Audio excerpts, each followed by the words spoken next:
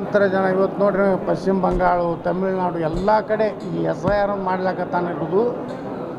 ಇವರೆಲ್ಲ ತಾಯ್ಗಂಡ್ರು ದೇಶದ್ರೋಹಿಗಳು. ಈ ದೇಶದ ಅನ್ನ ತಿಂತಾರೆ.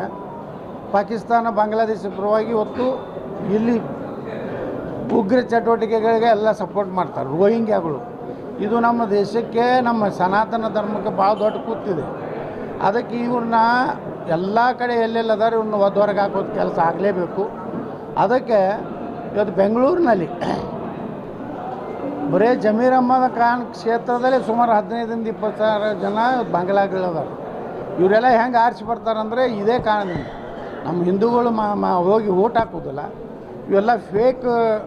ಇವತ್ತು ಅವ್ರಿಗೆ ಆಧಾರ್ ಕಾರ್ಡ್ ಮಾಡಿಕೊಟ್ಟಾರ, ಮತದಾರ ಆಗ್ಯಾರ. ಇಷ್ಟೆಲ್ಲ ಮಾಡಿನೂ ಒಂದು ಮೊನ್ನೆ ಯಾವುದೋ ವಿಡಿಯೋ ನೋಡಿದೆ, ಆ ಆಟೋ ನೋಡಿಸ್ತಾರೆ. ಅವರು ನಮ್ಮ ದೇಶದ ವಿರುದ್ಧ ಮಾತಾಡ್ತಾರೆ.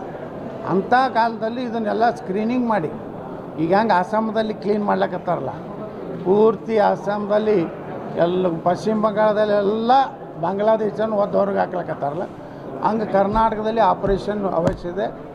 ಮುಂದಿನ ದಿವಸ ನಾನು ಈಗಾಗಲೇ ಬಿಜಾಪುರ ಸಿಟಿ ಒಳಗೂ ಸುಮಾರು 15-16 ಸಾವಿರ ಬೋಗಸ್ ಓಟಿವೆ. ಅದನ್ನು ಇವತ್ತು ನಾನು ಮೊನ್ನೆ DC ಅವ್ರಿಗೆ ಹೋಗಿ 16,000 ಹೆಸರು ಸಹಿತ ಕೊಟ್ಟು ಬಂದೀನಿ.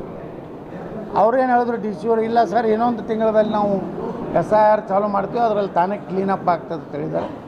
ನಾ ಈ ಬಿಜಾಪುರ ನಾಗರಿಕರಿಗೂ ವಿನಂತಿ ಮಾಡ್ಕೊತೀನಿ, ನಿಮ್ಗೆ ಸಂಶಯಾಸ್ಪದ ಯಾವುದೇ ವ್ಯಕ್ತಿಗಳು ಮನೆ ಬಾಡಿಗೆಗೆ ಬಂದರೆ, ಅಲ್ಲಿ ಅಡ್ಡಾಡ್ತಾ ಇದ್ದರೆ, ಅವ್ರು ಯಾವುದಾದ್ರೂ ದೇಶ ವಿರೋಧಿ ಚಟುವಟಿಕೆ ಮಾಡ್ತಾಯಿದ್ರೆ, ನಮ್ಮ ದೇವಸ್ಥಾನಗಳ ಮೇಲೆ ಏನಾದರೂ ಅವರು ಮುಂದಿನ ದಿವಸಗಳಲ್ಲಿ ಪ್ಲ್ಯಾನ್ ಇಟ್ಟು, ಯಾಕಂದ್ರೆ ಮೊನ್ನೆ ಹೋದ ವರ್ಷ ನಮ್ಮ ಗಣಪತಿ ಸರ್ಕಲ್ನಲ್ಲಿ ಉದ್ದೇಶಪೂರ್ವಕ ಕಲ್ವಿಗೆ ಅಂತದ್ದು ಮಾಡಿದ್ರು.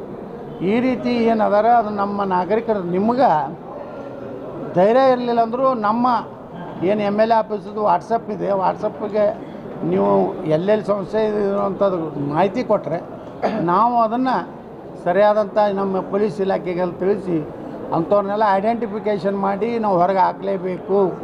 ಹಾಕದೇ ಇದ್ದರೆ ಭಾರತ ಉಳಿಲಿಕ್ಕೆ ಸಾಧ್ಯ ಇಲ್ಲ. ಅಂಥ ಒಂದು ಭಯಾನಕ ಪರಿಸ್ಥಿತಿ ಇವತ್ತು ದಿಲ್ಲಿಯಲ್ಲಿ ನೋಡ್ತಾ ಇದ್ದೀವಿ, ಕಲ್ಕತ್ತಾದಲ್ಲಿ ನೋಡ್ತಾ ಇದ್ದೀವಿ. ಇವತ್ತು ಬಿಜಾಪುರನೂ ದೂರಿಲ್ಲ. ಅದಕ್ಕೆ ನಾವು ವಿನಂತಿ ಮಾಡ್ಕೊತೀವಿ.